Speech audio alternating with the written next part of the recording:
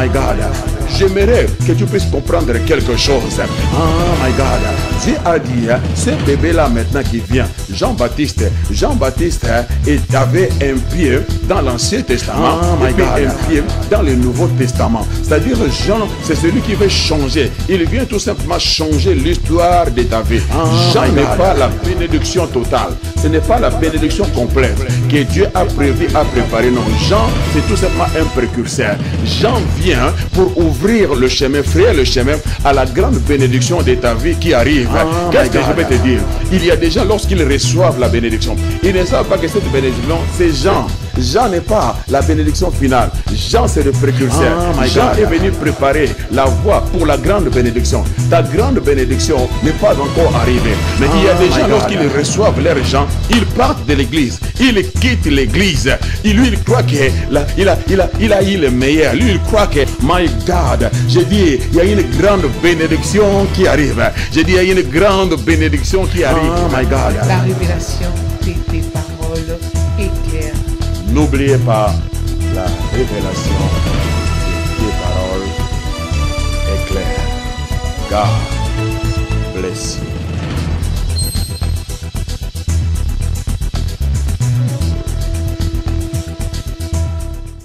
Amen, amen, amen, amen. Glory, glory be to God. My God, my God. Oh, Papa, merci. Merci, Seigneur, pour tes merveilles, de grandes choses que tu ne cesses de faire. Seigneur, merci pour la grâce, la faveur, l'opportunité de faire partie de cette famille, tendre Père. Nous ne l'avions pas mérité, mais c'est le fruit de la grâce. Merci, Seigneur, pour cette grâce, amazing grace, Seigneur de grâce et de gloire. Nous a sélectionnés pour que nous soyons, Seigneur de gloire, de cela, Père, qui contribueront à la propagation de l'Évangile. Seigneur, merci pour cette grâce. Peut-être dans mon pays, je ne pouvais jamais être sélectionné en tant que ministre dans notre gouvernement. Mais ta grâce, Seigneur, m'a enrôlé. Ta grâce m'a ouvert la porte. Ta grâce m'a fait asseoir dans ta présence pour que je sois utile pour le royaume. Merci. Je ne cesserai de tant à remercier, Seigneur de gloire, toujours et toujours. Reçois toute la gloire, la louange, la majesté. Merci, merci encore une fois pour tous les bien-aimés qui sont connectés de partout. Que la grâce du Seigneur soit sur vous, les hommes de Dieu, les collègues, les confrères. Beaucoup de grâce. Que le Seigneur vous assiste, mes fils, mes filles. Que le Seigneur continue à vous bénir. On a vraiment besoin de votre soutien aussi. La Bible dit qu'il faut qu'il y ait ceux-là qui doivent aller annoncer, mais il faut aussi qu'il y ait ceux-là qui doivent les envoyer. Si le Seigneur vous parle, vous êtes bénis dans ce ministère, faites-vous des partenaires, allez avec nous, tenez-nous derrière nous, hein? Tenez-vous derrière nous, accompagnez-nous dans cette vision, s'il vous plaît. Les anglophones le font, pourquoi pas nous, les francophones? Nous avons besoin de vous. On est là pour prêcher, c'est nous-mêmes aussi qui doivent payer aussi. Mais nous avons aussi besoin de partenaires, des gens qui peuvent dire, oui, moi, Dieu ne m'a pas appelé à aller devant, à prêcher. Mais je vais t'accompagner au travers de mes finances. Nous savons que vous priez pour nous, mais ça ne suffit pas. Hein? L'argent répond à tout. On en a besoin juste pour la mission, juste pour faire le travail du Seigneur. Hein? Atteindre le monde. C'est notre responsabilité, c'est la responsabilité du corps de Christ. Si le Seigneur vous touche, s'il vous plaît, contactez-nous. Nos coordonnées sont toujours sur l'écran. Appelez-nous, écrivez-nous sur notre mail. Ben, nous serons entrés en contact et vraiment vous proposer. Si vous voulez même, non, moi j'aimerais me tenir, je vais payer les émissions. Comme ça, je te mets en contact avec la personne qui s'en charge et puis tu le fais directement. Hein, comme les gens, parfois, sont méfiants, je vais donner mon argent, on va le bouffer. Non. Il y a des gens qui sont intègres, qui servent le Seigneur avec leur cœur, pas pour un intérêt quelconque. Rassurez-vous que nous ne jouons pas avec l'argent du Seigneur. Que Dieu vous bénisse. Merci, merci. Merci for my chocolate. God bless you. Love you, baby. Merci pour Christian à la régie. Beaucoup de grâce. Et sans plus tarder, j'aimerais que nous allions encore une fois dans les Écritures. Hein. Les temps sont précieux aujourd'hui. J'aimerais vraiment ne pas perdre trop le temps parce qu'il y a tellement de bonnes choses à partager. C'est pourquoi j'aimerais vraiment saisir l'opportunité et vraiment contrôler mes minutes et mes secondes, s'il vous plaît. Merci. Et sans plus tarder, j'aimerais que nous y allons encore dans les Écritures pour lire. Donc notre thème d'aujourd'hui, c'est la déchéance des Dagon et ses acolytes. La déchéance des Dagon et ses acolytes. La semaine dernière, on a parlé le dépouillement et l'écrasement. Donc là, nous sommes déjà dans la dimension de la croix. On est au niveau de la croix. À Asdod. Hein, je vais l'expliquer. Pourquoi Asdod, on va en parler, entrer dans la parole, dans la révélation pour comprendre ce qui se passe ici. Donc nous sommes toujours dans 1 Samuel chapitre 5. On a envie d'avancer, mais les vérités nous retiennent toujours. Nous sommes maintenant au verset 4. 1 Samuel chapitre 5, verset 4. Les lendemains encore, s'étant levés de bon matin, ils trouvèrent Dagon étendu la face contre terre. Devant l'arche de l'Éternel, la tête de Dagon et ses deux mains étaient abattues sur le seuil. Et il ne lui restait que les troncs. C'est pourquoi, jusqu'à ce jour, le prêtre de Dagon et tout ce qui entre dans la maison de Dagon à Asdod ne marche point sur le seuil. Verset 6, j'espère que j'arriverai. La main de l'Éternel s'apesantit sur les Asdoniens, et il mit la désolation parmi eux. Il les frappa des Moroïdes à Asdod et dans son territoire. Voyant qu'il en était ainsi, les gens d'Asdod dirent, l'arche du Dieu d'Israël ne restera pas chez nous, car il a appesanti sa main sur nous et sur Dagon notre Dieu. Je m'arrête là jusque-là pour le verset 7. Merci Seigneur, good God Almighty. La déchéance de Dagon et ses acolytes. Donc, la semaine dernière, nous nous sommes arrêtés là où les adorateurs de Dagon sont venus pour les relever et les remettre à sa place.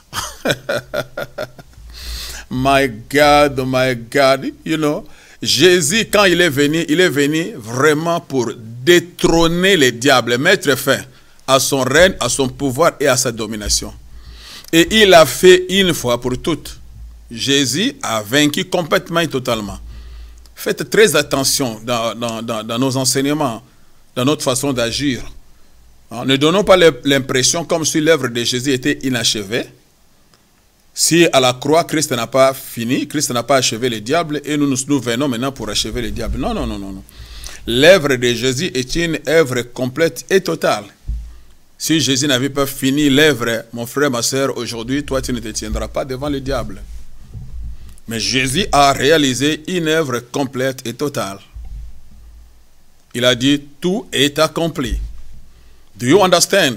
Et c'est pour cela, aujourd'hui, toi et moi, nous avons ce pouvoir, cette autorité, évidemment, de se lever en son nom, parler aux démons, et les démons obéissent. Ils n'obéissent pas en ton nom, ils obéissent au nom de Jésus que tu portes. Le nom de Jésus qui nous a été donné comme un chèque en blanc, comme une procuration en tant qu'épouse. Nous avons ces droits, nous utilisons ces noms. Do you understand what I'm saying to you? Donc, ce qui se passe lorsqu'ils vont relever, j'ai essayé de parler, hein, que toutes ces choses qui sont déjà détruites, que les démons, les sorciers essaient de relever dans ta vie, tu dois savoir que lorsque le Seigneur l'a abattu, il l'a abattu pour que ces choses restent détruites complètement et totalement. Mais même si les agents du diable essaient de relever, ne t'en fais pas.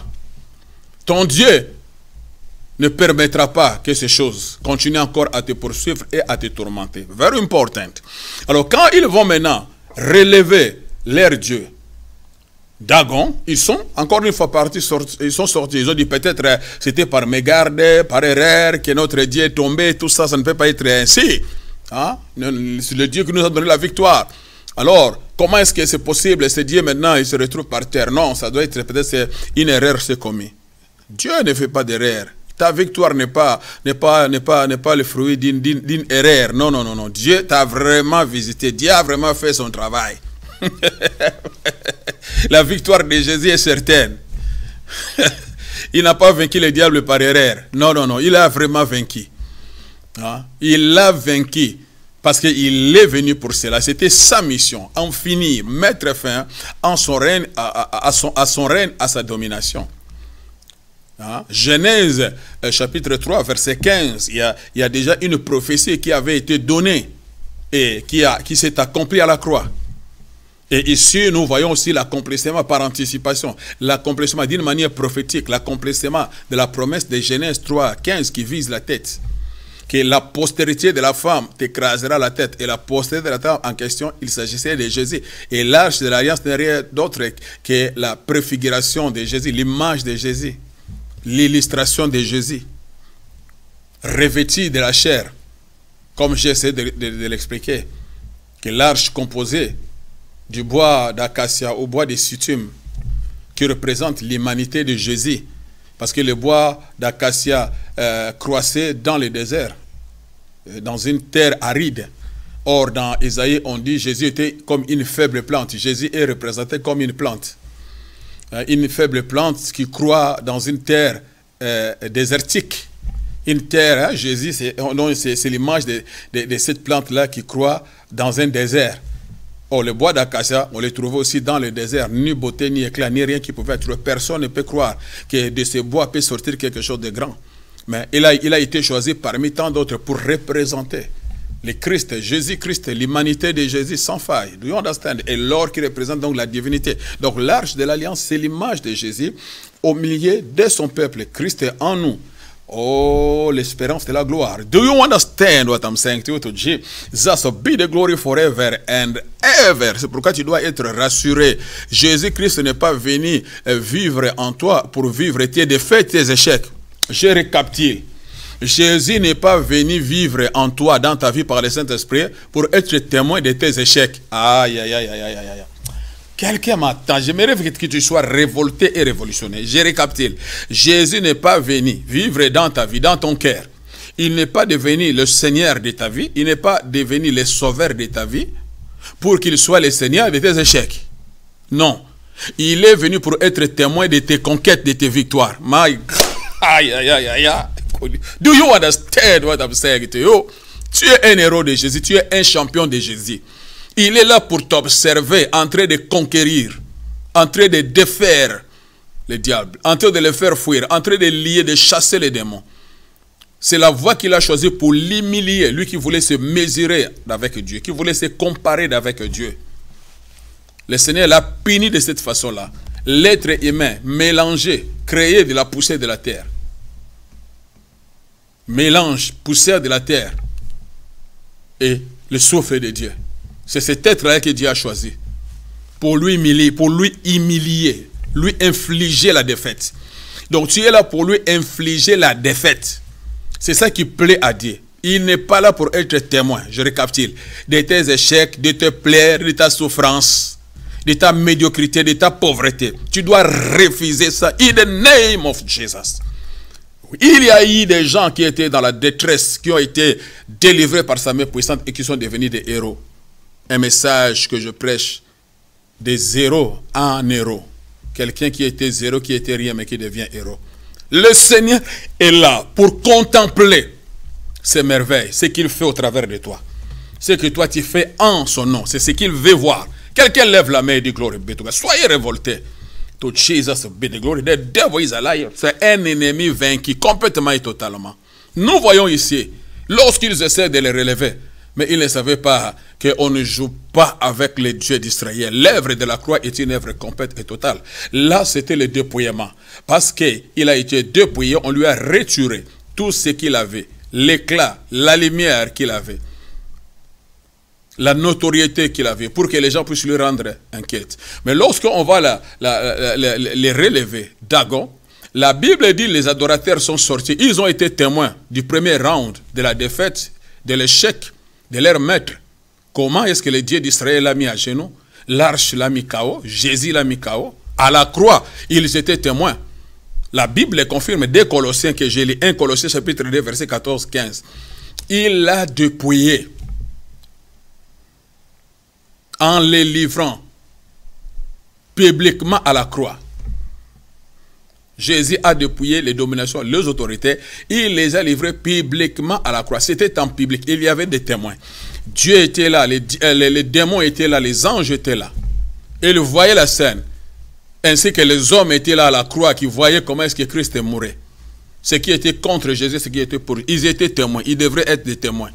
Pour voir la défaite, la destruction du diable. Comme là, les témoins étaient, les adeptes étaient des témoins. Dieu était témoin. Satan était témoin parce que c'était son représentant. Les démons étaient témoins. Comment est-ce que l'arche qui est l'image de Jésus était en train d'écraser, était en train de détruire Dagon? Do you understand? Quand ils vont les relever, cette fois-ci le Seigneur dit, ok, vous allez voir ce que je vais faire. Et la Bible dit, cette fois-ci, ce n'est plus le dépouillement, c'est l'écrasement. Genèse 3,15. La postérité de la femme t'écrasera la tête. La tête, il s'agit de la tête. La raison pour laquelle le Seigneur est allé là-bas, c'est pour couper la tête. La raison pour laquelle Jésus est allé à la croix, pour écraser la tête des serpents. Parce que dans Genèse 3,15, la postérité de la femme, il s'agissait de Jésus. Il t'écrasera la tête. La tête symbolise quoi? Les pouvoirs, la domination, l'autorité, le leadership. Quand on dit celui qui est la tête de la société, c'est lui qui est le leader. C'est lui qui a le dernier mot, c'est lui qui a l'autorité finale.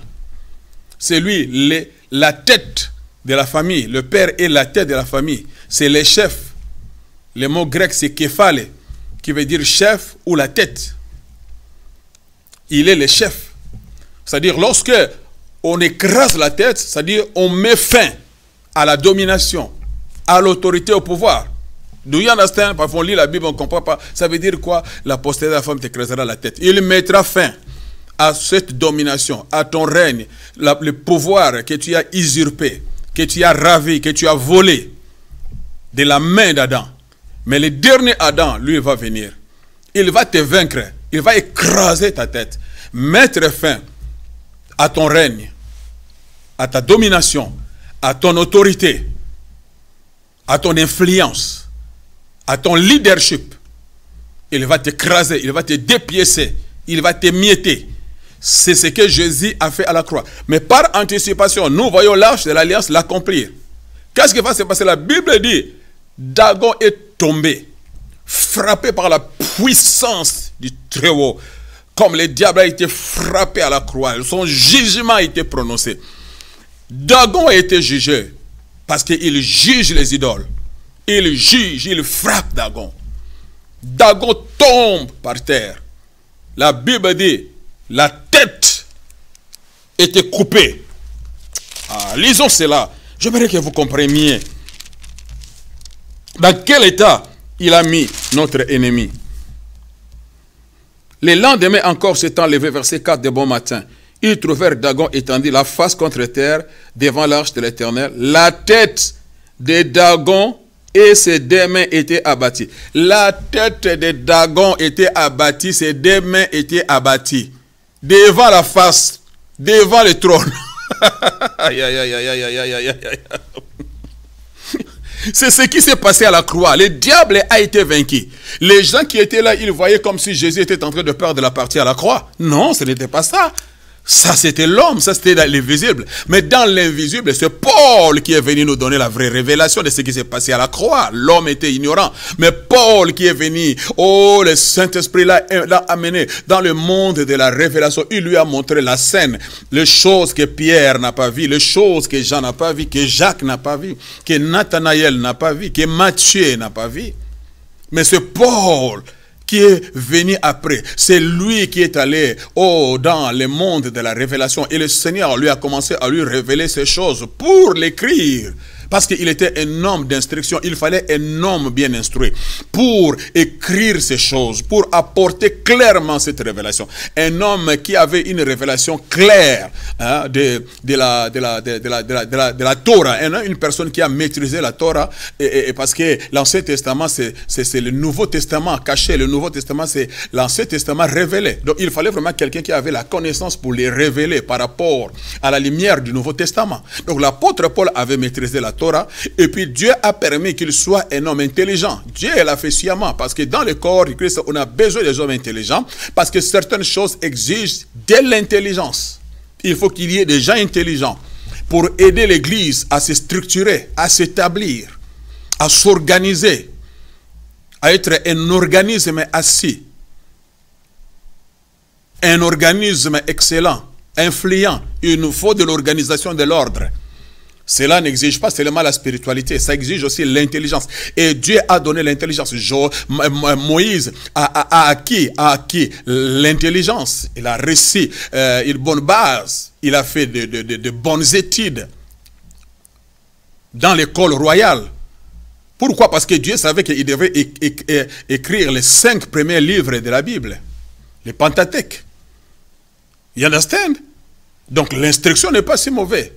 Et Paul également a été instruit à cause de cela. Dieu, il a dit que quand j'étais encore dans les seins maternels, Dieu m'avait choisi. C'est Paul qui ne savait pas, c'est le diable qui voulait le détourner de son appel. Mais Dieu l'avait déjà choisi depuis les seins maternels. C'est pourquoi il a permis qu'il soit un homme instruit, parce qu'il allait se servir de son instruction pour nous apporter cette révélation. Qu'à la croix du calvaire, Jésus n'avait pas perdu. Au contraire, il avait dépouillé les dominations et les autorités. Il les a livrées publiquement en spectacle, en triomphant d'elles par la croix. Ça s'est passé à la croix. Oh my God. Do you understand what I'm saying to you? Et ici, on a l'image de la croix.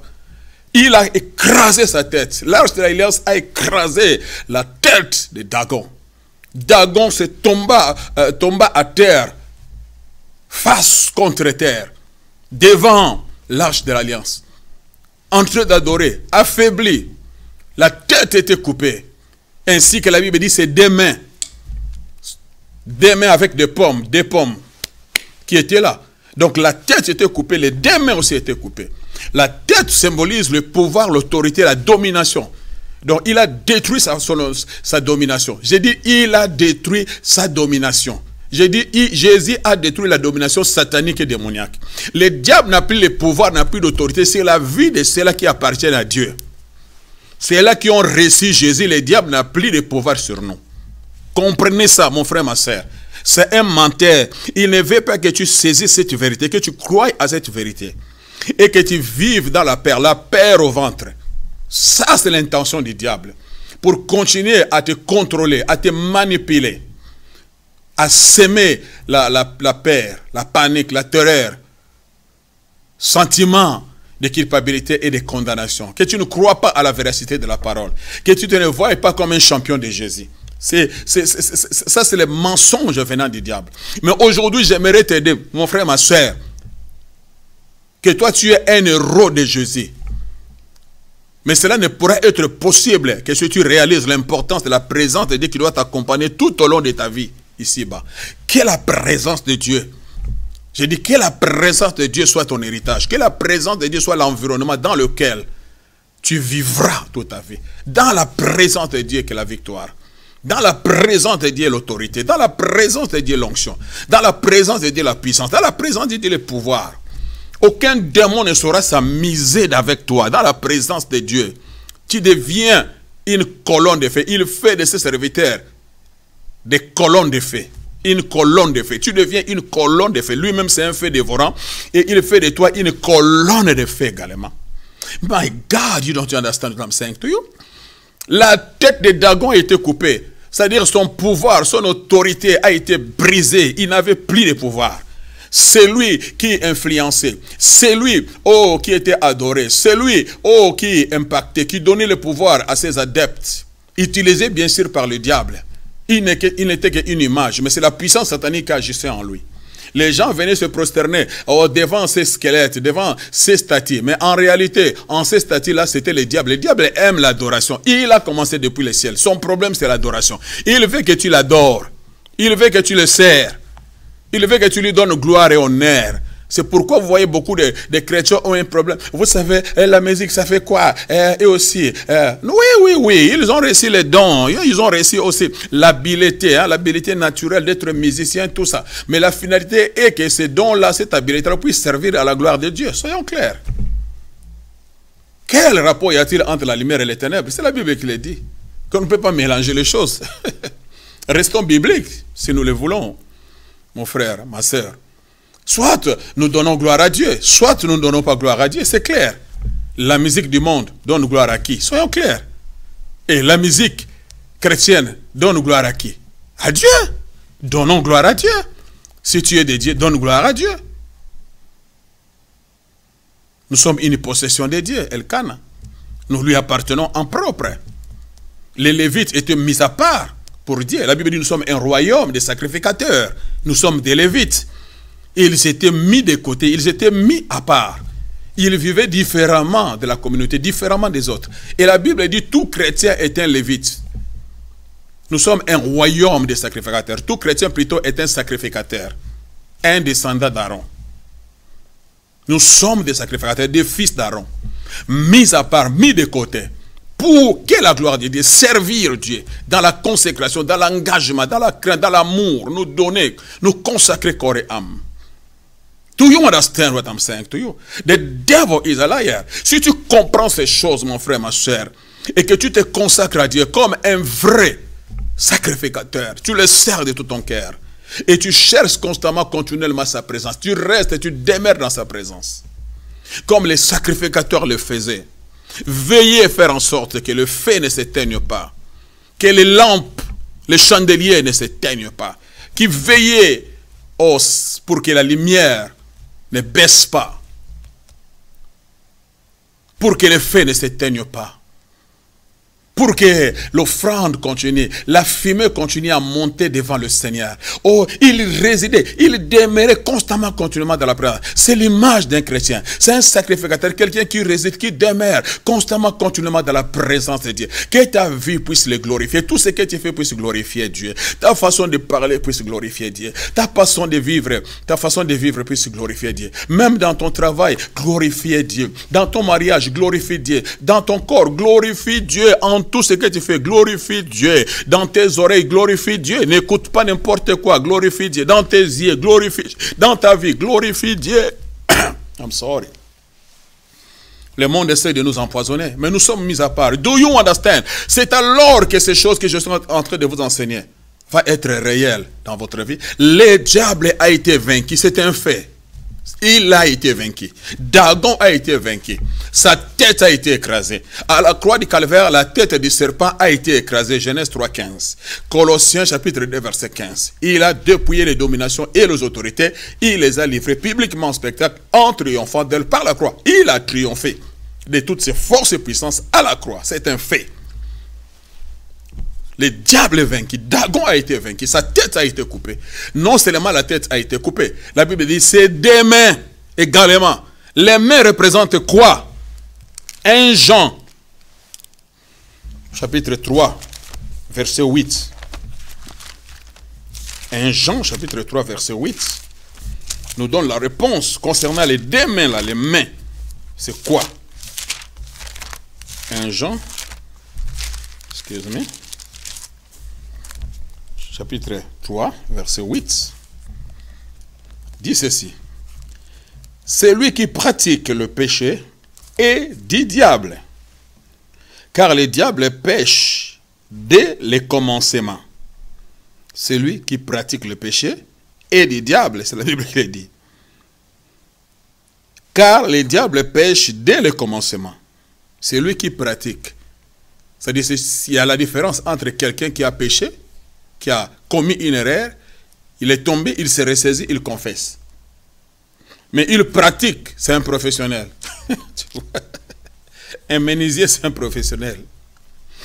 Un charpentier, c'est un professionnel.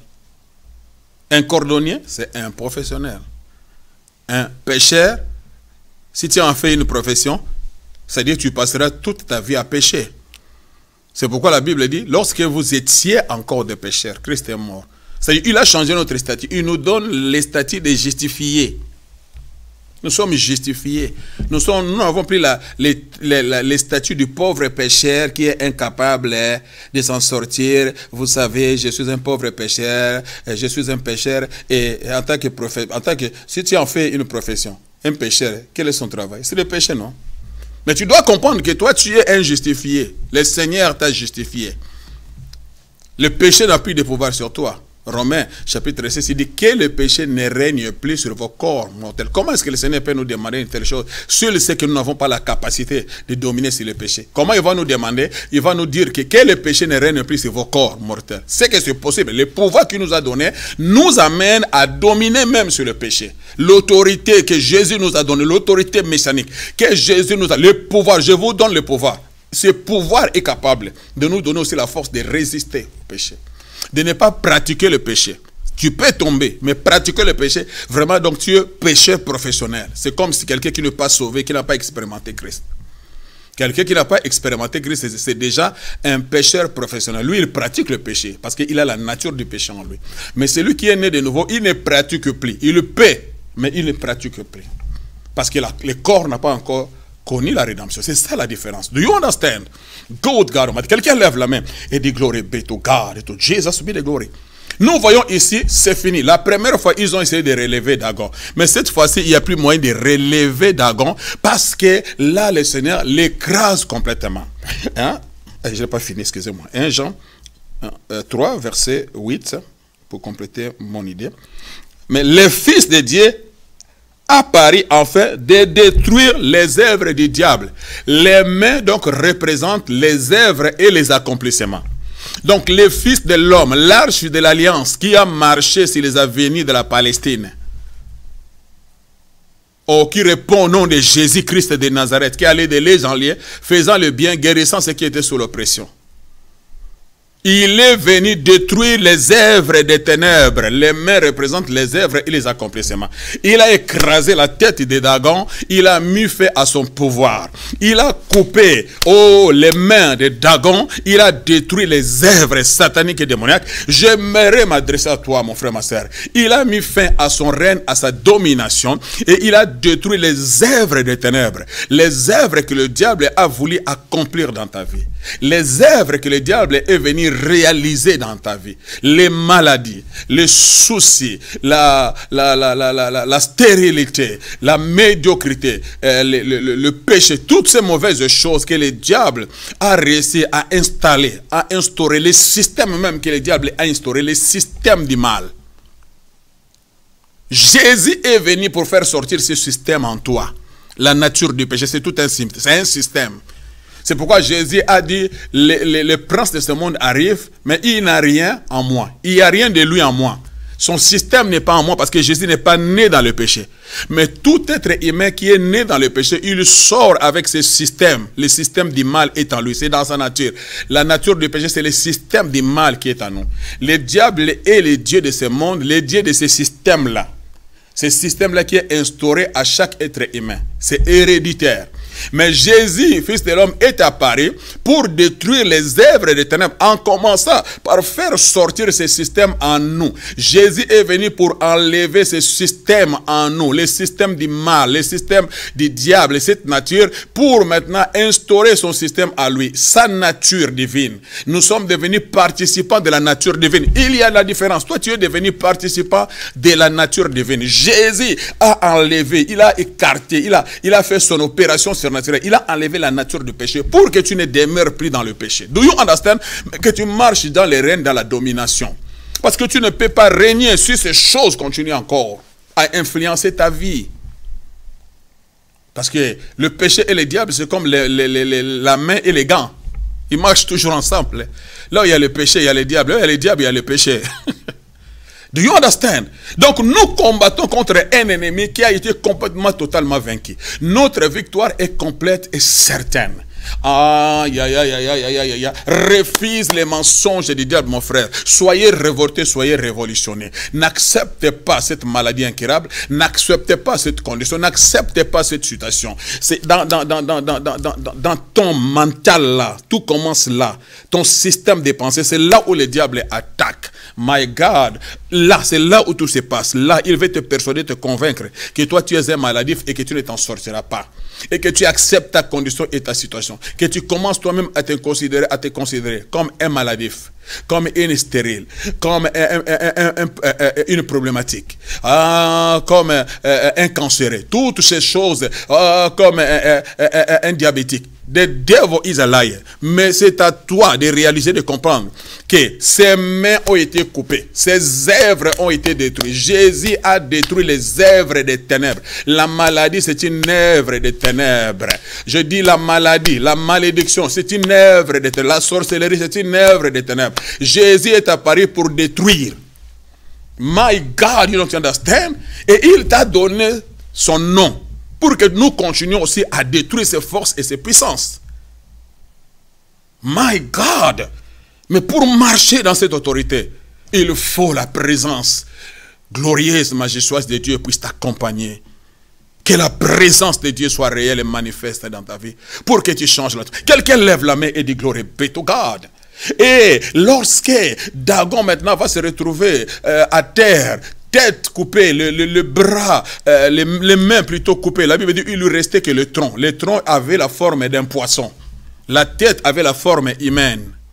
Les mains avaient la forme humaine. Parce que ça parle des accomplissements et des œuvres.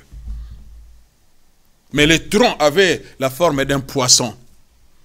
Pour montrer que c'est une créature que vous êtes en train d'adorer. Mais Dieu est le créateur. Il a vaincu. Il n'a pas eu un troisième round. Ses adeptes ne sont pas encore revenus pour... Cette fois-ci, ils ont compris que ça y est, c'est fini. Il est vaincu, il est détruit, complètement dépouillé. Il n'a plus de force, il n'a plus de pouvoir.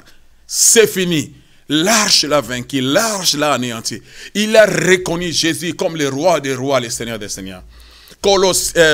Philippiens chapitre 2. À partir du verset 7, si vous descendez jusqu'au vers le verset 12. C'est lui qui était égal à Dieu, il n'a pas regardé son égalité comme une proie arrachée. Il s'est humilié, il s'est abaissé. Il a pris la forme humaine, l'arche de l'alliance. Oh my God. Mais il est resté fidèle à Dieu. Jusqu'au bout. Et la Bible dit, c'est pour cela Dieu lui a donné le nom qui est au-dessus de ton nom. Et tout genou fléchit, tout l'un confesse qu'il est Seigneur. À la gloire de Dieu le Père. Ici, nous voyons Dagon est en train de confesser qu'il est Seigneur. Il se fléchit devant lui. Le roi des rois, le Seigneur des seigneurs. Il a vaincu, il a désarmé, il a dépouillé complètement. My God, do you understand what I'm saying to you? Nous combattons contre un ennemi vaincu. J'aimerais te rassurer, il est vaincu. Le diable est vaincu, la sorcellerie est vaincue, la magie est vaincue, le fétichisme est vaincu, l'occultisme est vaincu. Tous ces héros que vous attendez, tous ces gens qui se prétendent, qui se proclament là, qui se font des noms, ce sont des vaincus. Jésus les a vaincus. La puissance de Dieu est supérieure. My God, my God. Je dis la puissance de Dieu est supérieure. La puissance de ton Dieu est supérieure. Dans ta famille, la puissance de ton Dieu est supérieure. Cherche seulement la face de Dieu. Tu vas voir ce qui va commencer à se produire dans ta famille. La puissance de Dieu va électrocuter, va maîtriser, va neutraliser. La puissance de la sorcellerie va s'évaporer, va s'évanouir dans ta famille. La puissance de Dieu va faire des dégâts dans ta famille. Avançons, s'il vous plaît. I feel God. Oh, to Jesus be the glory forever and ever. Verset 6. Excuse me.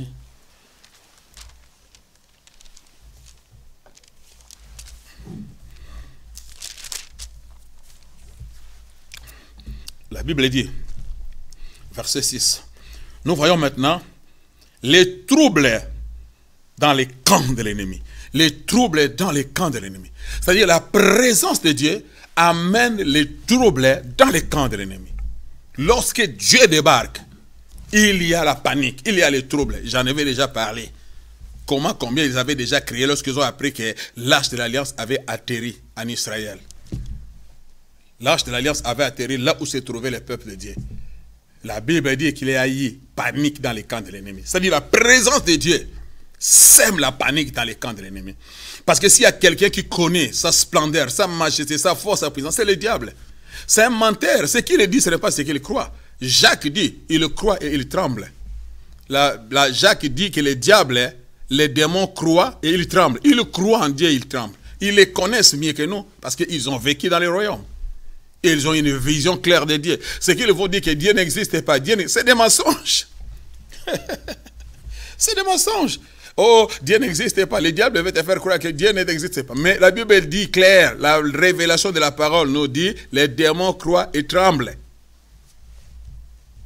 Et dans Marc 5, là où nous avions lu concernant les démoniaques de Galilée, ils ont reconnu Christ, Jésus, comme leur destructeur, comme celui qui doit amener les tourments dans leur camp, celui qui est venu les tourmenter. Pourquoi tu es venu nous tourmenter? Ils reconnaissent, ils savent, ils sont informés, ils ont la connaissance de la parole. Ils ont vécu avec Dieu. Mais ce qu'il essaie d'insinuer, ce qu'il essaie de vous faire croire, ce n'est pas ce que lui-même le diable croit. Il manipule, il pousse les gens à se rebeller contre Dieu, à ne pas croire en Dieu, à ne pas croire en la parole de Dieu, que vous êtes trop intelligent pour croire à ces choses. Ce sont des bobards, tous des gens qui finissent aux universités, ils préfèrent encore s'associer dans des maisons, soit disant que ces choses-là, ça ne s'explique pas, ce sont des bobards, ce sont des mensonges. Mais c'est le diable qui est en train de mentir, manipuler toutes ces personnes. Mais lui-même, il connaît la suprématie, la supériorité de Dieu, de Jésus, et il a peur. Non seulement il a peur de Jésus, il a peur aussi des chrétiens. Il a peur de l'église. C'est pourquoi il combat à mort l'église. Do you understand what I'm saying to you? Mais sa victoire, oh, j'ai dit sa victoire a déjà été arrêtée. Et sa défaite a été déjà arrêtée. La victoire a déjà été acquise pour l'église. Nous sommes des plus que vainqueurs. Jésus est le vainqueur. Mais il nous a dédié cette victoire. Et il nous a couronnés. Il nous a appelés de plus que vainqueurs. Et dit, moi je combattis. Vous êtes de plus que vainqueurs. Allez conquérir. Tu es appelé à la conquête. Mais pourquoi il n'y a pas la conquête? Pourquoi la gloire de Dieu ne se manifeste? Pourquoi la présence de Dieu n'est pas manifeste, n'est pas agissante dans nos vies personnelles, dans nos familles, dans nos assemblées, dans nos églises, dans nos ministères? Où est cette présence glorieuse et majestueuse, mon frère? Parce que nous ne sommes pas honnêtes, nous ne sommes pas sincères. Rentrons à nous-mêmes, commençons à nous examiner. Est-ce que cherchons-nous la gloire de Dieu, les intérêts de Dieu, où chacun veut se faire un nom, chacun veut qu'on le voie, chacun veut avoir une grande église, chacun veut avoir une place importante, chacun veut qu'on parle de lui, chacun veut que toute l'attention soit tournée vers lui, chacun veut que ce soit lui, pas l'autre, chacun veut, nous avons de mauvaises ambitions. Mon frère, ma soeur, ne courez pas derrière ces choses, sortez de ces choses, ça vous amènera nulle part. La gloire, les titres, toutes ces choses, ce n'est pas important. Je ne dis pas qu'il ne faut pas qu'on t'appelle bishop. Non, non, non, non. Ça, ce sont des titres. Ne courez pas derrière ces choses. On t'appellera bishop, ça ne changera rien, ça ne te fera rien. Ce n'est pas les titres. Mais la présence que tu apportes, la présence que tu dégages, c'est la présence de Dieu qui va faire toute la différence, qui va confirmer que si tu es vraiment un bishop. Bishop, quel genre de bishop es-tu? Quel genre de bishop? Un bishop qui donne gloire à Dieu? Ou qui déshonore même son Dieu là. Ce n'est pas le titre, mon frère, ma soeur. Ne cours pas, oublie ces choses. Va à la recherche de l'arche. Va à la recherche de la présence glorieuse et majestueuse. Regarde ce que cette présence est capable de faire. C'est seulement cette présence qui a brisé les forteresses. Parce que l'arche de l'alliance se trouvait où? À Asdod. Asdod veut dire premièrement forteresse. C'est une sorte de prison.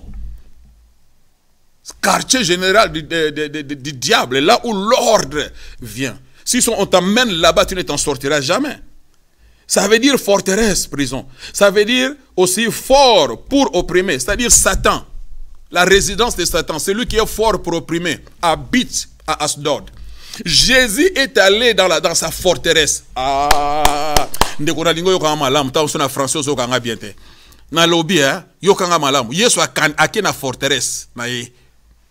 Il a attaqué, my God, celui qui a la force pour opprimer, celui qui opprime l'humanité, celui qui opprime ton mari, celui qui opprime ta femme, qui opprime tes enfants. Jésus a dit, moi je vais aller l'affronter. Je vais aller dans son camp. Oh my God, my God. La présence de Dieu est entrée dans les camps de l'ennemi. Oh my God, you don't understand what I'm saying to you. My God, nous les chrétiens d'aujourd'hui, nous avons peur. Vous avez peur des sorciers. Vous avez peur. Si on vous dit que c'est dans cette parcelle-là que les sorciers de votre famille se réunissent, ou de votre quartier, ils se réunissent dans cette parcelle-là, tout le monde aura peur d'y aller. Si à l'église, on vous dit seulement, hey, vous savez, cette sœur-là, la nuit, j'ai dormi, je l'ai vue, elle était née, tout ça. Conclusion, elle est sorcière. Tu vas voir, tout le monde à l'église commence à se reculer. Tout le monde commence à avoir peur de la sœur. Il suffit seulement que ton enfant essaye d'aller vers... Hey, venez ici. C'est la peur. Tu as peur que les sorciers puissent ensorceler ton fils. Tu as peur que la sorcière fasse mal à ton fils. Quel genre de chrétien es-tu? My God, do you understand what I'm saying to you? Mais les chrétiens, j'aimerais réveiller votre conscience. Regardez votre Dieu. Ton Dieu que tu sers, ton Dieu qui t'a choisi, ton Dieu qui t'a sanctifié, qui t'a justifié, qui t'a sauvé, qui t'a délivré. Oh, de la main satanique et démoniaque. Regarde comment ce Dieu est. Il est allé dans la forteresse. Il a attaqué les diables dans sa forteresse, dans son camp, dans son quartier général. My God, my God. Il a attaqué celui qui a la force pour opprimer.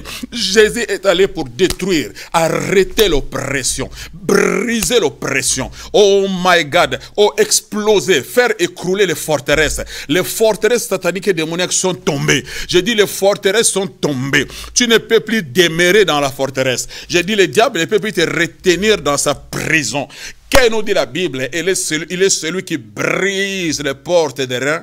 Oh, il est celui qui brise les portes des reins. Et il rompt les verrous de fer. Il brise les portes des reins. J'ai dit, il brise les portes des reins. Il brise. Il n'ouvre même pas. Il ouvre. Il brise. Qui s'embêtit. Arangenda. Attention au poids. Do you understand? Parce qu'il veut te faire sortir. La forteresse, la prison n'est pas ta place. Le Seigneur est allé pour briser, mettre fin à son règne. Libérer les captifs. Libérer les esclaves. Il est allé à la croix pour libérer les captifs, libérer les esclaves. Plus d'esclavage. J'ai dit plus d'esclavage. Plus de captivité. Au nom de Jésus, je parle à quelqu'un. Que la puissance de Dieu brise toutes les forteresses dans lesquelles tu te trouves maintenant. Au nom de Jésus, que ces forteresses s'écroulent au nom de Jésus. Que la puissance de Dieu brise toutes les portes de reins. Rompt tous les verrous de fer au nom de Jésus. Que tous les prisonniers sortent de ces forteresses au nom de Jésus. Je dis que les esclaves sortent de ces forteresses sataniques, démoniaques, sorcelleriques au nom de Jésus. Les forteresses de la nuit, les prisons nocturnes, les forteresses nocturnes, les prisonniers de nuit. Au nom de Jésus, je vous libère au nom de Jésus. Je dis, je vous libère, je déclare la délivrance complète et totale par la puissance du nom de Jésus qui a brisé la forteresse des Dagon. Il a brisé sa puissance pour libérer les captifs. Do you understand? La présence de Dieu, j'ai dit. La présence de Dieu détruit les forteresses de l'ennemi. La présence de Dieu va détruire. Il n'y aura aucune forteresse ne restera debout devant toi. Si tu cherches la présence de Dieu, tu apporteras la délivrance. Tu apporteras... J'ai dit, tu apporteras la délivrance. Tu prêcheras l'évangile. La puissance de Dieu va commencer à se manifester. Oh, les prisons vont commencer à s'écrouler. Les prisonniers vont commencer à sortir. J'ai dit, Satan va lâcher prise. Les démons vont lâcher prise. Parce qu'ils n'auront pas les derniers mots. La puissance de Dieu va les maîtriser. You don't understand what I'm saying to you. Dagon lui-même, il était à genoux. Il était KO. Il ne pouvait plus rien faire. Sa force, sa puissance a été brisée. Comme à la croix du calvaire. Jésus a vaincu. Le diable, c'est un ennemi vaincu. Nous ne combattons pas pour la victoire. Nous combattons dans la victoire. Do you understand what I'm saying to you? To Jesus be the glory. Oh my God, my God. Et la Bible dit, maintenant, écoutez ce qu'ils vont dire, verset 6. Que la main de l'Éternel s'appesantit sur les Astoniens. La forteresse, Jésus, il détruit d'abord Dagon. Après avoir détruit Dagon, il détruit la forteresse de Dagon. Il détruit Dagon, celui qui a la force pour opprimer. Il détruit sa forteresse. Là où il faisait des prisonniers. Il a détruit sa prison. Do you understand what I'm... Il s'arrête par là. Il dit, ok, j'ai fini maintenant avec toi. Je vais m'occuper de tes acolytes maintenant. Je vais m'occuper de tes agents. Je vais m'occuper de tes envoyés. Ce que tu as utilisé pour faire mal à mon peuple, faire mal à mon église. pour amener la possession, pour amener l'oppression, rendre les gens malades, distribuer tes œuvres, les maladies, les cancers, oh, la stérilité, la malédiction, toutes ces choses que toi, tu as envoyées, que tu as recommandées à tes agents, à tes acolytes d'aller distribuer, d'apporter dans la vie des saints, dans la vie de ceux-là qui m'appartiennent. Mais maintenant, moi, je vais m'en occuper, je vais m'en charger. Je commence d'abord par toi-même. Toi qui es la tête, j'écrase d'abord la tête. Je mets fin à ton règne, à ta domination. Maintenant, je tourne vers tes acolytes. To Jesus be the glory. Je dis tous ceux-là qui se sont levés, tous ceux-là qui t'ont embêté, tous ceux-là qui t'ont fait du mal toute la nuit. Tu ne dors pas. Il y a les sorciers qui défient, des choses bizarres. Je dis l'heure arrive maintenant. Il va s'en charger, il va s'en occuper. Do you understand what I'm saying to you? La Bible dit, la main de l'Éternel. La main de l'Éternel n'est pas une métaphore. N'est pas l'image que oui, Dieu a une main comme ma main. Non, non, non, c'est une métaphore. C'est la puissance de Dieu seulement. La puissance de Dieu qui est représentée sous forme d'une main. Réalisez un peu ce que la main est capable de faire. La main peut frapper. La main peut... Oh my God. To Jesus be the glory. Ça peut sentir.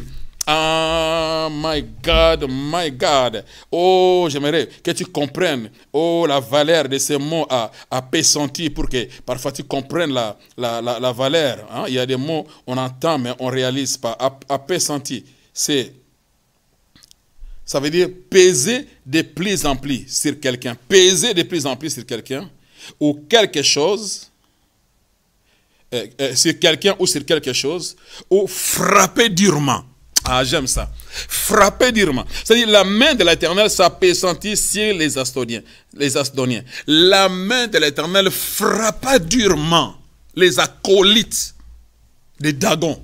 Ah, my God. Je dis, la puissance de Dieu va frapper durement tous les démons de l'enfer qui se sont levés, qui ont été envoyés par le diable pour combattre ta vie. Toi qui es un enfant de Dieu, toi qui fais partie de la famille de Jésus, je dis, toi qui fais partie de la famille d'Alliance, la main du Seigneur s'apesantit.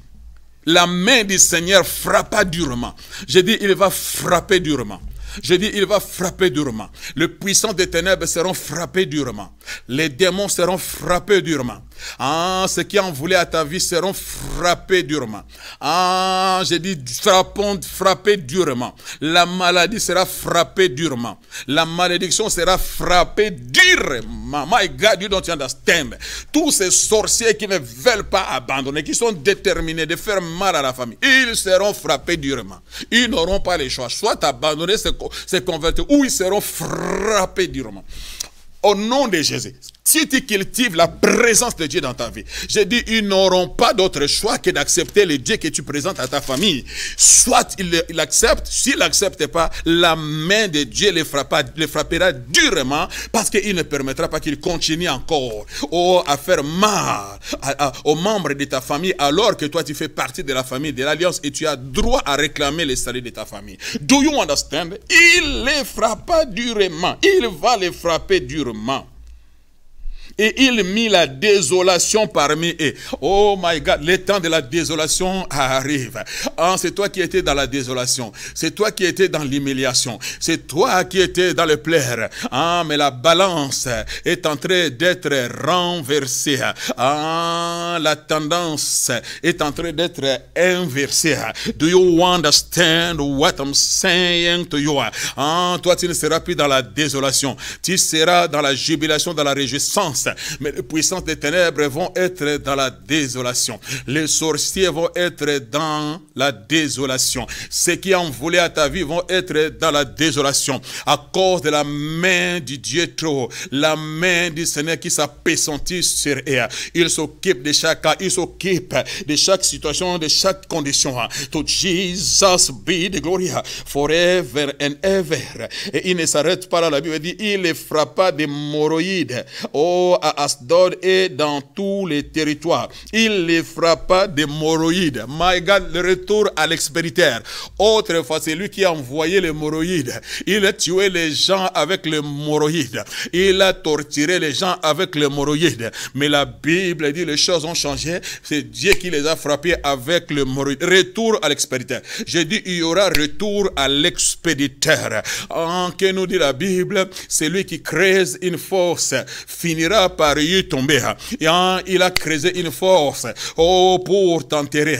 J'ai dit, quiconque a osé créer une tombe, oh, il a créé une force pour t'enterrer. La Bible dit, il finira, oh, par y tomber. Retour à l'expéditeur, c'est lui-même qui tombera. Il a cru que c'est toi qui tomberas, mais c'est lui-même qui tombera. Quiconque a osé chauffer, oh, la fournaise ardente 7 fois plus, lui, il sera frappé par la chaleur du haut fourneau et il va tomber mort. Mais toi, tu ne seras pas mort. J'ai dit, toi, tu ne seras pas mort. Peu importe, parce que la quatrième personne, c'est lui qui maîtrise les faits. C'est lui qui s'appelle le fait dévorant. Lui, il est là. Il a déjà anticipé. Lui, il a déjà précédé. Avant qu'on te mette dedans, lui, il était déjà dedans. My God. Et lui, il est celui qui transforme. J'ai dit, il transforme la fournaise ardente à une chambre climatisée. My God, my God. Do you understand what I'm saying to you? Frappé d'hémorroïdes. Je dis retour à l'expéditeur. Tu ne mourras pas. Je dis tu ne mourras pas. Les choses sont en train de changer. Je dis les choses sont en train de changer. La victoire maintenant est dans ton camp. Je dis la victoire est dans ton camp. Le succès est dans ton camp. La réussite est dans ton camp. Dieu a pris les choses à main. Il se lève. Ses ennemis se dispersent. Les Astoniens sont dans les troubles. Ils commencent à pleurer parce que Dieu les a frappés. My God, my God. Et pour terminer, la Bible dit au verset 7, voyant qu'il en était ainsi, les gens d'Asdod dirent, l'arche du Dieu d'Israël ne restera pas chez nous, car il a appesanti sa main sur nous et sur Dagon notre Dieu. Ils ont reconnu la gloire, la grandeur. Ils ont dit, nous refusons l'arche. Qu'est-ce que nous allons faire? Nous avons cherché des problèmes. Depuis que l'arche est entrée dans notre ville, notre Dieu a été frappé. Et nous-mêmes, nous avions été frappés. En quel nous reste-t-il encore? Alors, nous ne voulons pas de l'arche. Ils ont commencé à refuser l'arche. Do you understand? Vous voyez la différence entre l'église d'aujourd'hui et ce qui s'est passé à Asdod. La présence de Dieu dans la vie d'Asdod a commencé à faire trembler les démons. Mais aujourd'hui, c'est l'église qui tremble. Vous tremblez devant les démons, vous tremblez devant les sorciers. Mais ici, regarde les sorciers, regarde les démons. My God, my God, my God. On les a même pas chassés, on les a même pas liés. La présence de Dieu a commencé à faire son œuvre. J'ai dit, c'est l'ère arrive où la présence de Dieu va faire du mal dans les camps de l'ennemi.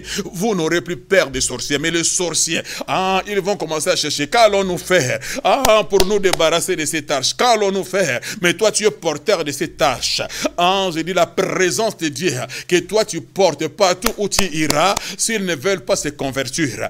Ils vont dire, qu'allons-nous faire? Nous ne voulons pas des mauvais dans notre ville. Nous ne voulons pas des costants dans notre maison. Nous ne voulons pas des casins dans notre ville. S'il vous plaît, qu'allons-nous faire? Parce qu'ils portent l'arche.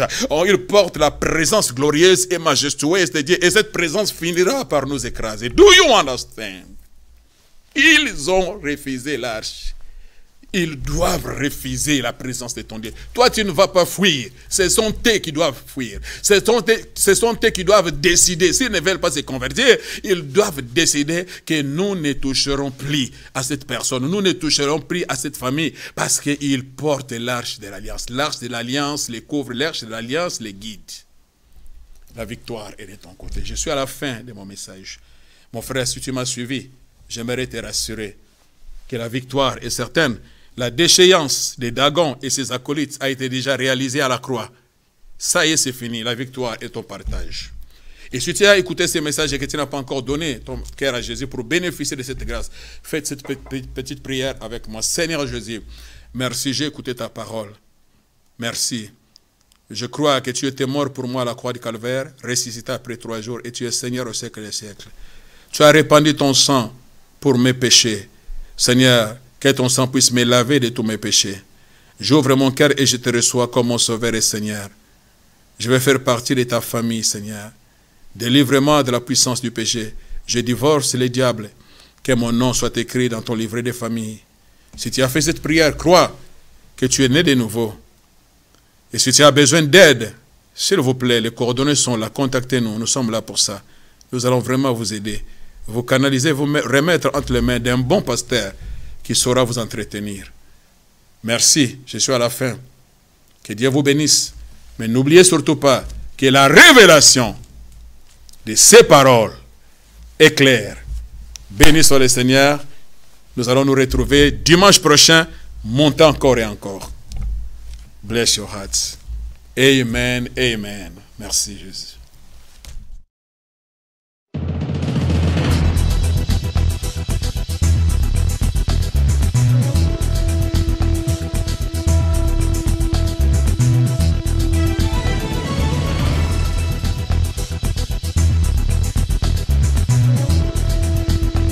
Oh my God, j'aimerais que tu puisses comprendre quelque chose.